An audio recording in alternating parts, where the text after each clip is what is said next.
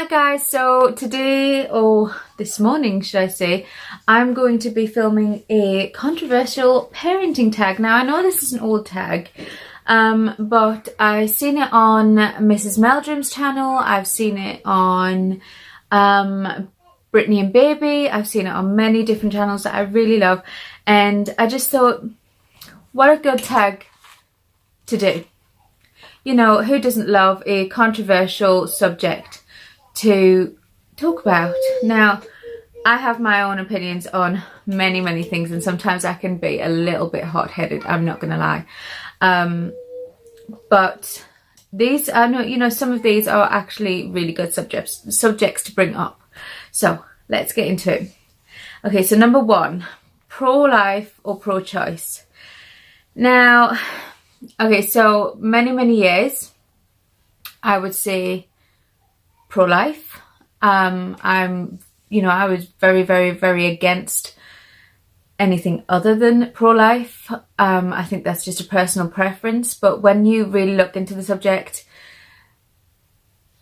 it's actually a little bit more out there than just, no, you can't do that. You know, it's not something that you should be allowed to. It's actually, you know, there's different circumstances, there's different situations. So because of that, I would now, as I've gotten older, say that pro-choice is more where I would head. Not for me personally, but for others that need it, I would say I am now pro-choice. Obviously, I don't need to say details on what kind of situations can pop up in a subject like that. I'm sure you all kind of get the gist of that, but for me, it would be now, as a grown-up, as a 31-year-old woman, I would go with pro-choice. Number two, baby wearing. Now, I have never ever done this myself. I'm currently 35 weeks pregnant, and quite frankly, I can't wait to do it. I've bought myself a sling. I have, you know, one of those stretchy, wrappy, roundy sling things. I'm not really sure what the actual name is, but I got one of those and I can't wait to do it. It looks like such a comfort to baby and such a comfort to mummy, and you can get things done, and I just don't think that you could possibly spoil a newborn baby. So I'm really looking forward to trying it out. Like I say, I can't really comment on it properly because I have never really done it. So I'll get back to you on that once I've started doing it. Number three, circumcision. No, I don't agree with it at all. You know, if it's a medical thing, then possibly, yeah, you know, go for it. If your child has a reason where he actually needs those kind of things to be removed. Otherwise, if it's religion and things like that, I don't agree with it. Why cut it if it doesn't need to be cut? If the big man upstairs wanted us to cut ourselves open and have things removed, he would have given us zips or Velcro. That's the way I say it. Why put your child through unnecessary pain? I just don't agree with it at all. Obviously, I probably get a little bit of backlash for that because it is a religious thing on some parts. Other people think it's cleaner. I don't see how it's cleaner. It's natural. I thought natural was clean. So yeah, but that's my own personal opinion. I have two boys and I would not get them circumcised. If they were older and they decided that they want to do that themselves, then that's fine. They can go and do that. But as for me doing it to them as babies, no, I just don't agree with it. Unnecessary pain. Number four, adoption. Now, as for putting up a child for adoption, again, it's all based on situation. As for being the person to adopt a child, I would love that. I would absolutely love to adopt at some point in my life. It's something that me and my husband have discussed. Once our other children are a little bit older and they're a little bit more understanding. Obviously they would understand anyway, but I think it's just a case we want to spend the time with our own children before we consider it. But we have also considered fostering children in our later years, things like that. It's actually something that my auntie and uncle do. They are foster parents and they love doing it. They have different teenagers come in and spend a few years with them until they're of a legal age where they can support themselves. And they have really helped some individual characters turn around, and I just think it's such a lovely thing because there is children out there that really need help. So I am pro-adoption. I like it. I would do it. I hope to do it one day. Number 5, baby piercing. No, no, no, no, no, no, no, definitely not. No, oh my lord, no.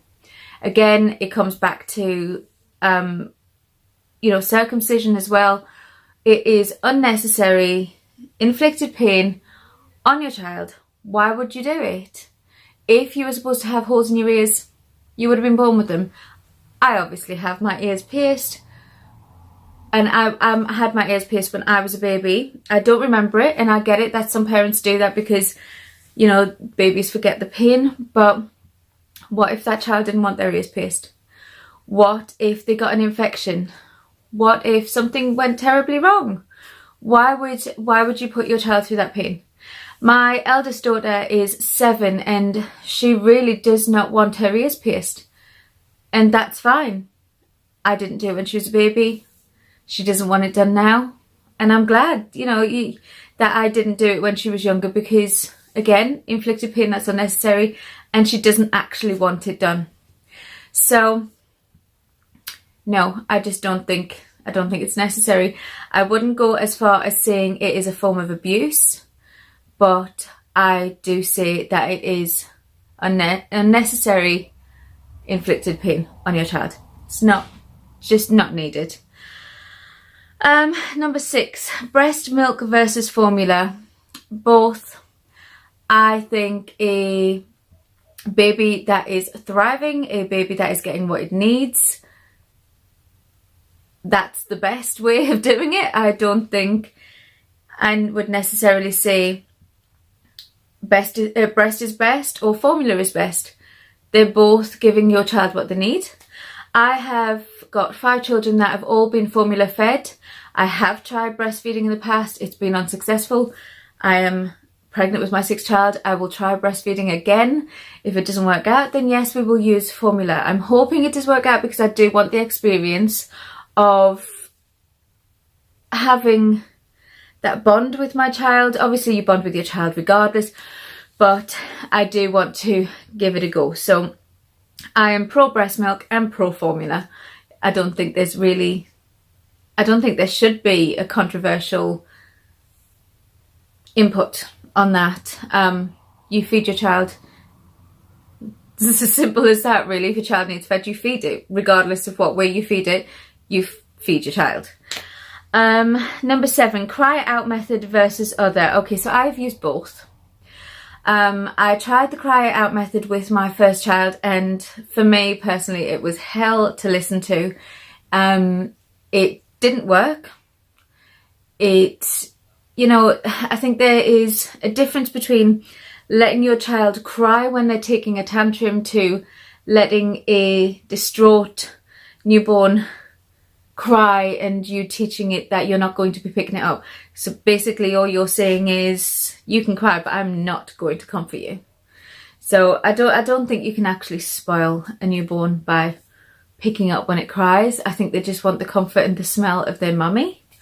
But again, in the same respect, if they are taking a tantrum and they are blatantly taking a tantrum and they are screaming just for the sake of screaming to get your attention, and they are, 4 or 5 years old, lying and rolling around the floor, looking at you out the corner of that and thinking, if I scream louder, she'll come and get me, then I think that's up for discussion. Because there is times where my 3-year-old will lie there and she will wail. She'll wail as loud as she can, and I just kind of give her a look to know, so she knows that I've acknowledged what she's doing, but then just kind of, I'm not gonna run to you if that's what you're doing. So yeah, kind of yes and no, up and down kind of subject there, but no, I wouldn't leave a newborn. I wouldn't. Okay, so number 8 is spanking or smacking. God, this is such a controversial conversation. Now, when I was younger, if I did something wrong, I'd get a good slap for it. I'd get a slap across the back of the legs, or you'd get a smack bottom, and you'd know that you're in trouble. But that stuck with me. You did something wrong, pain was the reaction to it. And I think that's quite unhealthy. I don't smack my children. Or spank them, whatever you choose to call it. I don't smack my children. They have a naughty step or a naughty corner that they have to go and reflect on the things that they've done. I don't think it's completely necessary to hit your child to teach them something. There are healthier ways of doing it. You know, call me super nanny if you like. I don't think hitting your child is the right way of disciplining them. I think there's a very, very fine line between smacking your child's bum and actually hitting them to hurt them. So I think it's just unnecessary. I mean, don't get me wrong, there is times where I have tapped a hand because they've touched a plug socket, or, you know, they've had a bit of a tapped bum because they have run out in front of the road. Things that really make me go, ah, kind of thing, and they really scare me. And it's kind of a reaction. I've never hit my child hard. I have never hit them to make them cry. Nor will I ever. I don't think it is necessary, but there is a time where they get a little bit of a tapped bottom or a tapped hand and say, no, this will cause you pain. This will hurt. This is dangerous. But it is it's one of those subjects that is so very delicate. And, you know, I mean, obviously the elder generation turn their noses down and say, oh, they should get a backside whooping for that, you know, because that's what they believed in back then. And there is a massive difference between the way children behave nowadays to the way children behaved then. But again, I don't want my children to be scared of me. I don't want my children to, you know, put a foot out of line and then think, oh my lord, I can't tell my mummy because she's going to smack me. I don't think that's healthy. But I do, on the same subject, think that a lot of the teenagers these days do need a lot more discipline than their parents are giving them. Obviously, like I said, not hitting, but some form of maybe taking away mobile phones or, you know, grounding, things like that, because there is... Speaking of children, there is a lot of children that I see running around our streets at 11, 12 o'clock at night, and they are as young as 10 years old, and I just don't think that's okay. And I think parents are slowly losing control on their children. One of my children have found me. I think they're slowly losing a sense of control on their children and their behaviour. So, yeah. But I am definitely not pro spanking or smacking. It's not necessary. Number 9, co-sleeping. Oh Lord, they have found me. Let me go find out what they want and then I will be back. Okay, so it was just a case of everybody was wondering where I'd gone. It is super early in the morning. I'm trying my best to hide to get these videos done.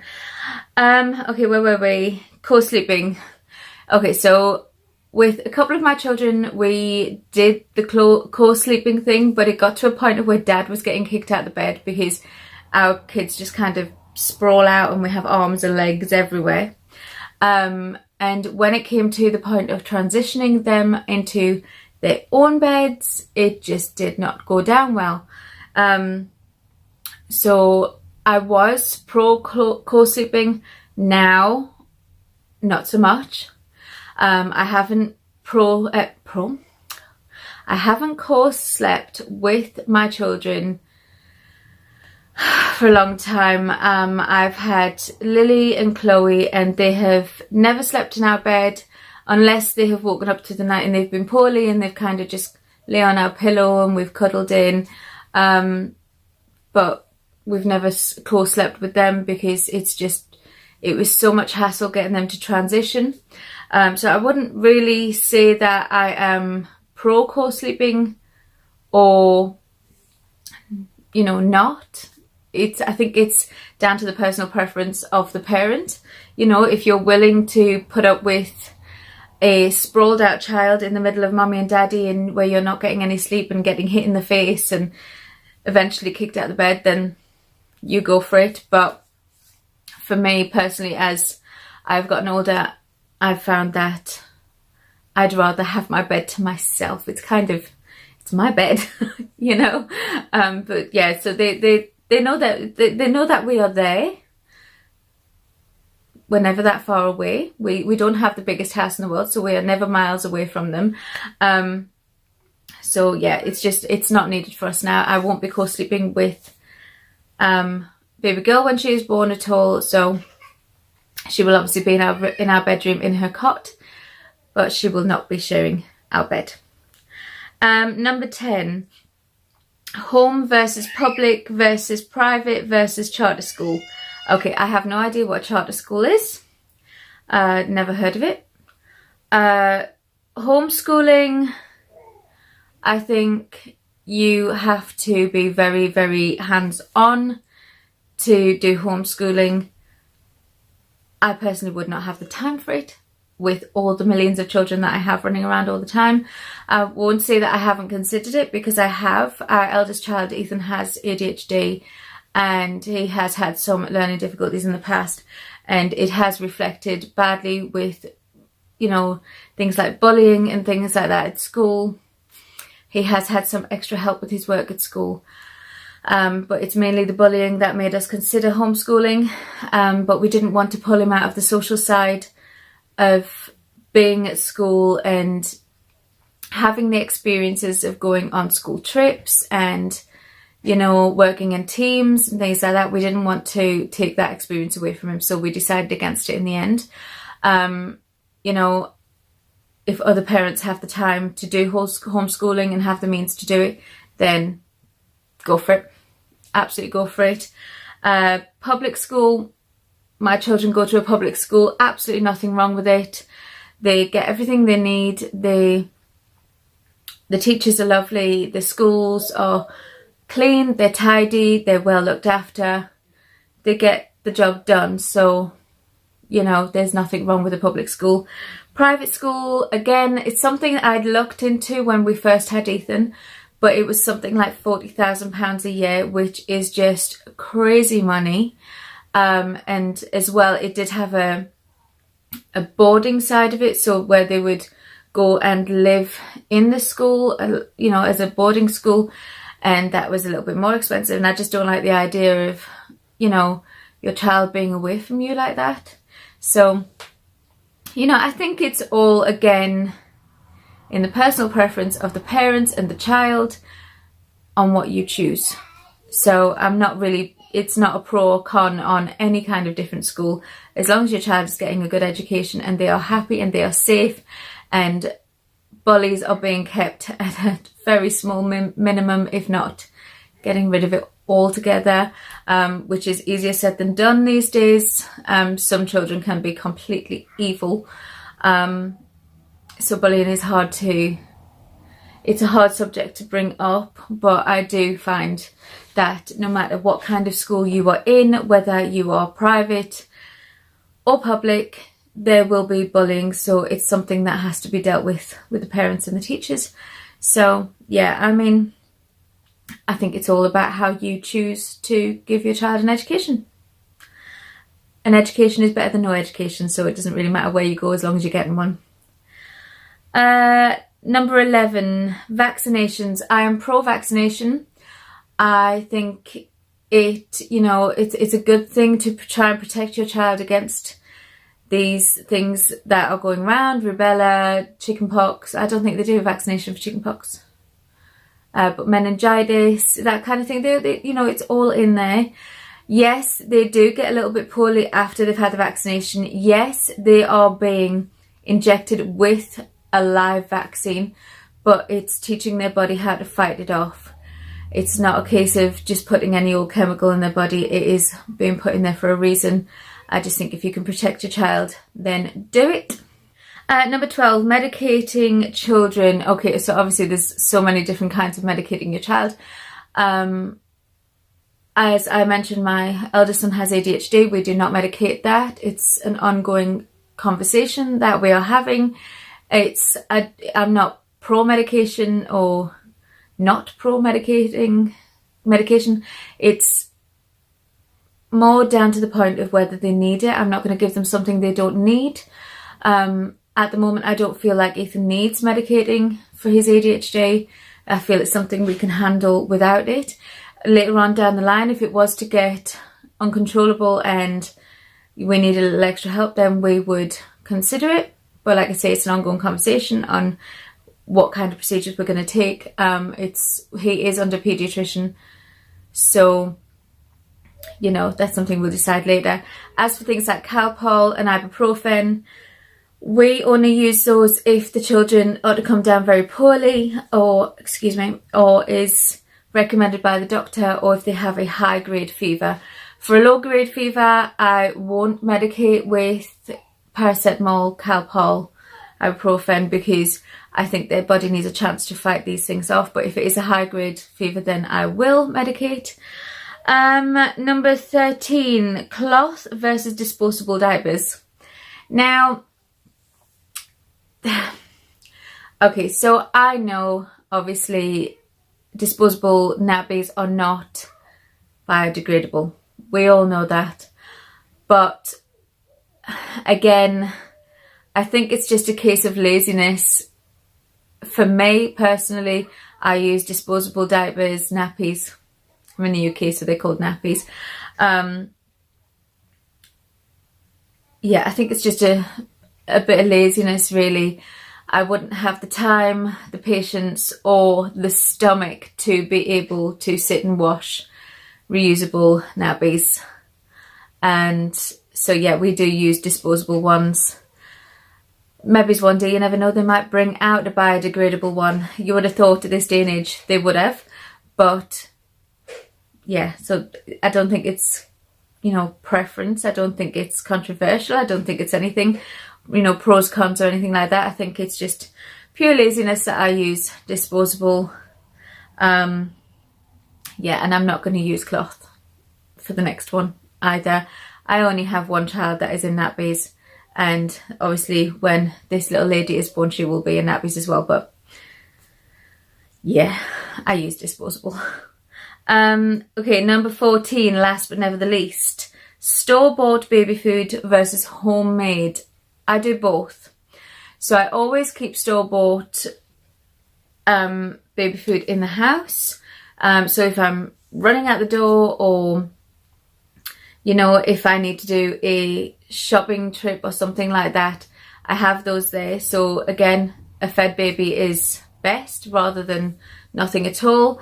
If we are having a family meal, I will, which is most nights anyway, I will put some aside and blend it, and the baby will have whatever we are eating, give or take. If it is spicy food or things like that, obviously I won't, and I'll put something different aside. But yeah, I don't kind of turn my nose up at mothers that choose to use store-bought baby food all the time, and I don't kind of moan about women that choose to make their own food every single day. Oh, there is a child crying. I think it's what kind of time you have and what you choose to do as a parent. I don't think there is any pros and cons about it. Like I said, a fed child is best. You know, I don't think that's I don't think that should be a controversial question to ask at all. Doesn't it just, you know, doesn't the only thing that matters at that point is whether your child is being fed and thriving rather than what they're eating? Every parent is different, and I think you know what's best for your child. And that's all that really should be said about it, I think. So yeah, that's all of the controversial questions there. I actually really enjoyed doing that, getting my views out there. Obviously, different people have different views, but different people have different opinions, and that is absolutely fine. It's not something I would really start a debate about, but yeah, that's my opinions. So I hope you liked this video. If you did, then give it a thumbs up. If you didn't, then give it a thumbs down. If you didn't agree with me, you know, I get that. I understand that. Like I said, people have their own opinions. If there's any questions that you would like to ask, or anything that you would like to suggest, or any videos you would like to see, then stick it down in the comment box below and I will have a look as soon as they're up. And if you're new here, then hi, my name is Amanda and this is my channel, which you probably guessed. And please hit that subscribe button before you decide to toddle off, and hit the bell so you don't ever miss out on any videos that I post. So I love you guys, and I'll speak to you all soon. Bye.